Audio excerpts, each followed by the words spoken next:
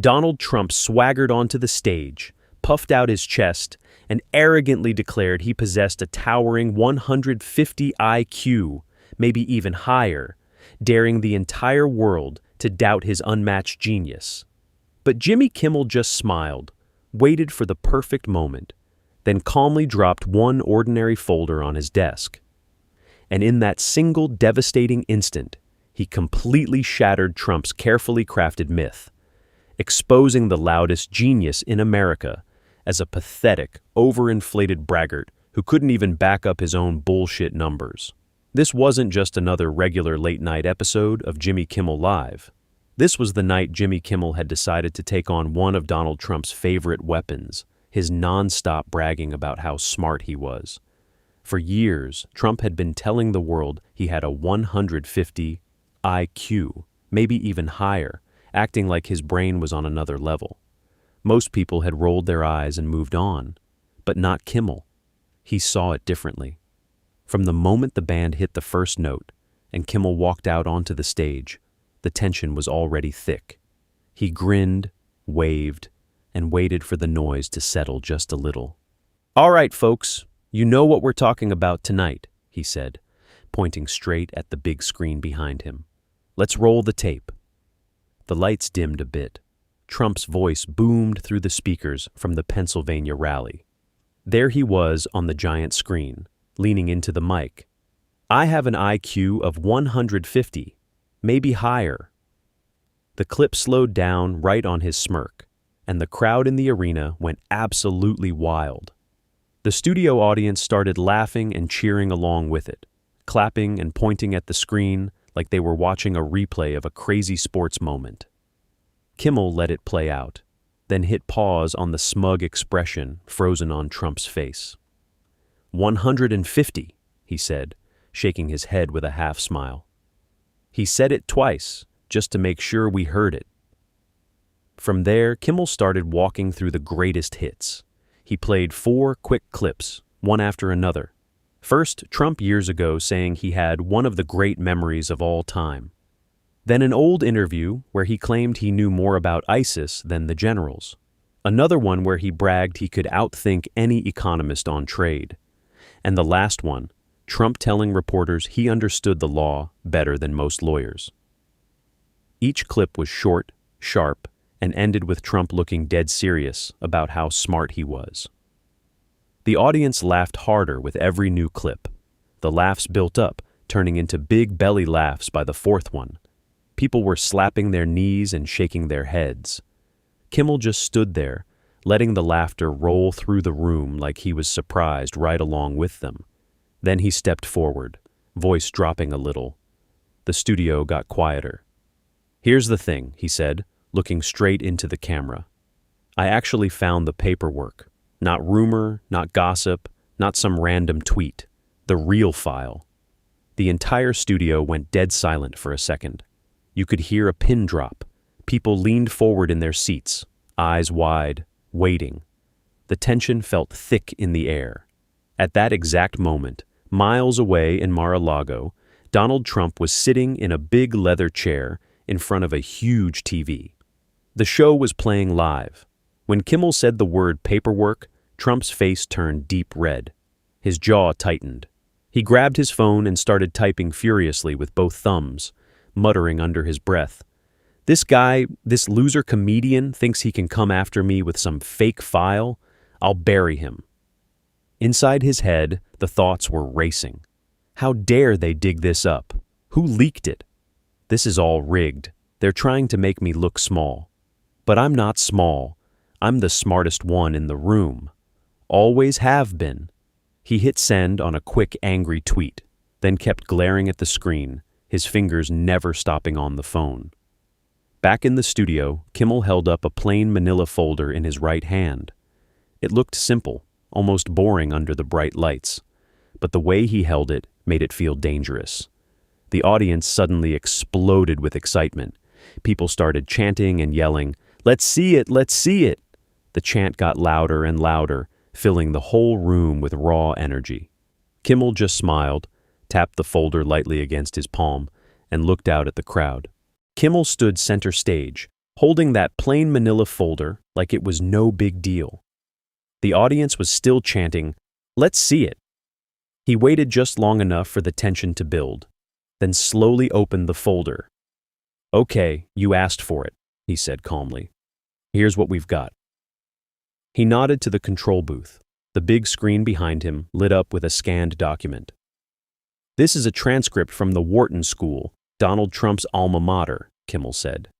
The camera zoomed in nice and slow, so everyone could read the lines clearly. Real grades, real dates, real numbers from the late 1960s. No fancy graphics, just the plain black and white record. Kimmel pointed at the screen and started walking through it line by line. Here's his GPA, solid, respectable, but nowhere near genius level. Here's his class rank. He was right in the middle of the pack, not at the top. He paused for effect. And remember, he told us 150 IQ, maybe higher. Folks, a 150 IQ would put you in the top 1% of the top 1%. This transcript, it doesn't even come close to matching that kind of brag. The audience erupted. People clapped hard, some whistled, others shouted, "Whoa!" and "Damn!" The laughter mixed with the applause as the gap between Trump's big claim and the actual numbers sank in. Kimmel didn't yell or pile on. He just kept pointing at the screen, letting the facts hit one after another. Then came the real bomb. Kimmel held up a small remote. We didn't stop at the transcript. We also heard from someone who actually graded his papers. The screen switched to a short video clip. An older man, clearly a former Wharton professor, sat in a quiet office and looked straight into the camera. "Donald was smart, sure," the professor said in a steady voice. "He had good instincts in some areas, but not 150 smart. I graded his papers myself. He was a good student, but nothing close to what he's claiming now." The studio exploded. The audience jumped to their feet, clapping and cheering so loud the mics picked up the roar. People were pointing at the screen, laughing in disbelief.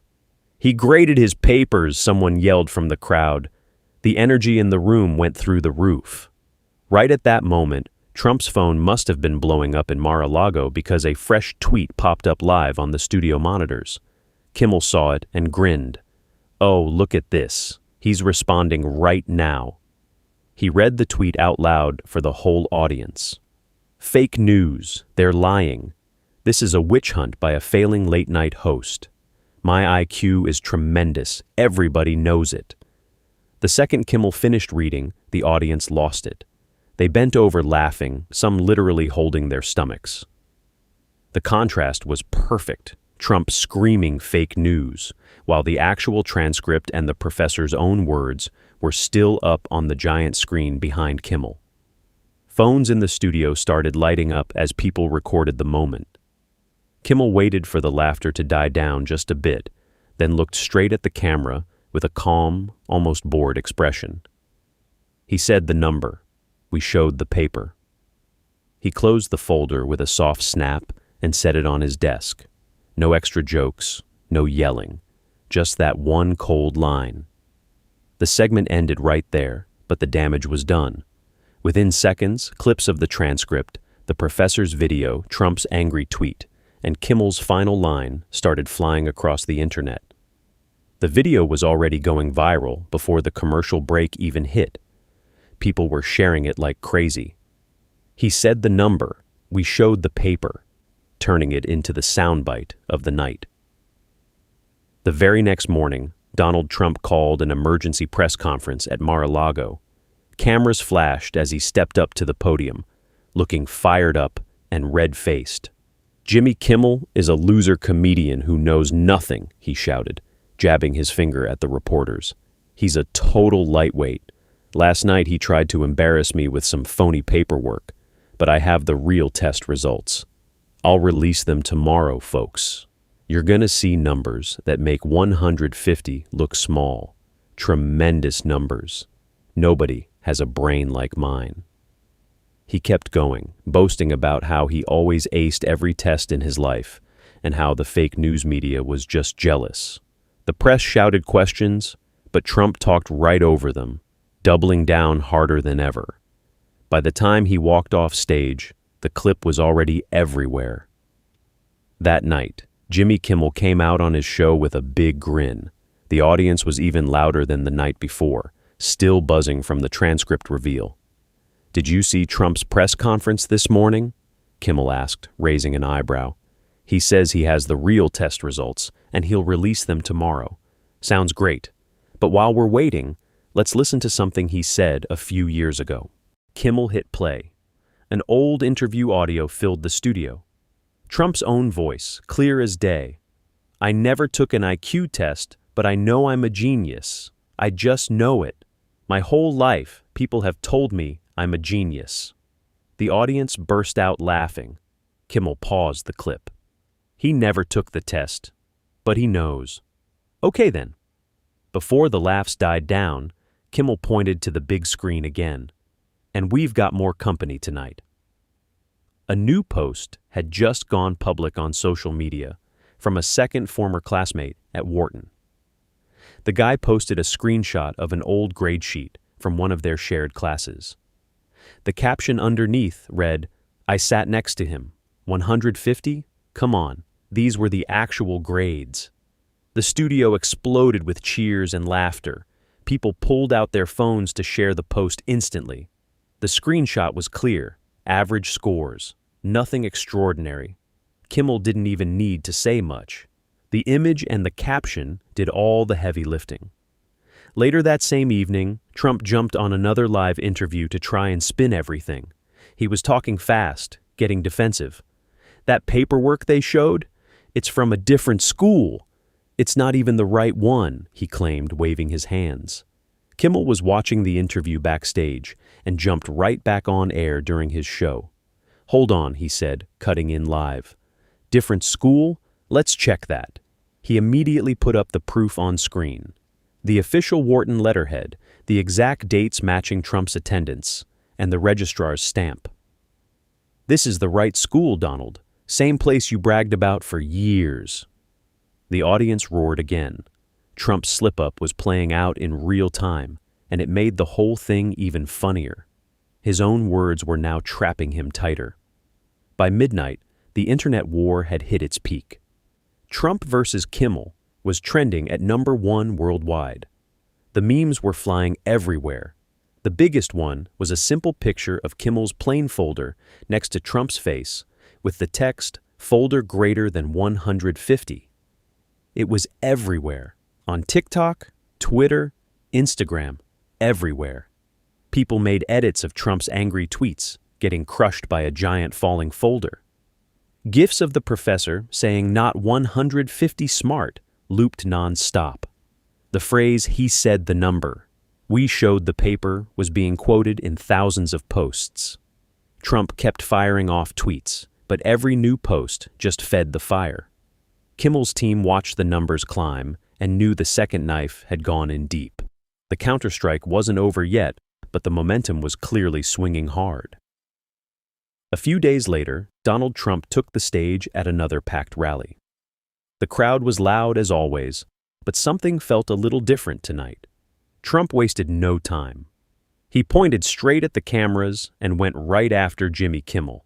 "That loser comedian thinks he can take me down with some stupid folder," Trump shouted, his voice echoing through the arena. "He's a joke. I'm still the smartest guy in the room, folks. Always have been, always will be. Nobody thinks faster than me. Nobody." The crowd cheered, but it wasn't the usual full-throated roar. Some people pumped their fists like always, but others looked around, clapped half-heartedly, or just stood there quietly. A few even exchanged awkward glances. The energy was mixed, still loud in spots, but clearly not as solid as before. Trump kept pushing, repeating how brilliant he was, but the hesitation in the audience was impossible to miss. Back in the studio that same night, Jimmy Kimmel had one more surprise ready. "We just received something interesting," he told the audience. "A third witness sent us an old audio recording. This one's from years ago, Trump himself talking about his real test scores." Kimmel hit play.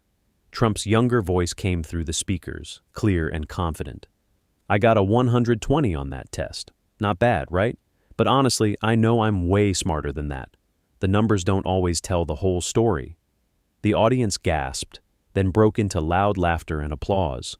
This was the final blow, Trump's own words, admitting a much more ordinary score while still claiming he was a genius. The clip hit hard. Within minutes, it was all over social media. Trump went completely silent online. No tweets, no Truth Social posts, nothing for a full 24 hours. That silence said more than any rant ever could. Kimmel saved the final moment for the end of his show. He didn't pile on with more jokes. He simply picked up the same manila folder from the first night, walked to the center of the stage, and set it down gently on his desk under the bright lights. "Sometimes," he said quietly, looking straight into the camera, "the loudest voice meets the quietest proof. No big punchline, no extra mockery, just that one calm line." The audience gave him a long, respectful applause as the segment faded out. Miles away at Mar-a-Lago, Trump sat alone in a dimly lit room, staring at the TV. The folder was still on the screen. His face changed. The usual cocky smirk was gone. His jaw clenched tight, eyes narrowed. Inside his head, the thoughts crashed around. "This can't be happening. They're all against me. But what if... No, I'm still the best. I have to be." The rage burned hot, but underneath it, for the first time in a long time, a small crack of doubt crept in. He grabbed the remote and turned the TV off, but the image of that folder stayed burned in his mind. The screen in the studio went dark, slowly. The open folder sat there under the spotlight, papers slightly scattered, the Wharton transcript clearly visible. Trump's old boastful voice from the first rally clip faded out in the background. "I have an IQ of 150, maybe higher," getting softer and softer until it disappeared completely. The final text appeared on the black screen in simple white letters. The paper stayed. The myth didn't. And just like that, the loudest voice in the room ran straight into the quietest proof. One man spent years building a myth that he was intellectually untouchable.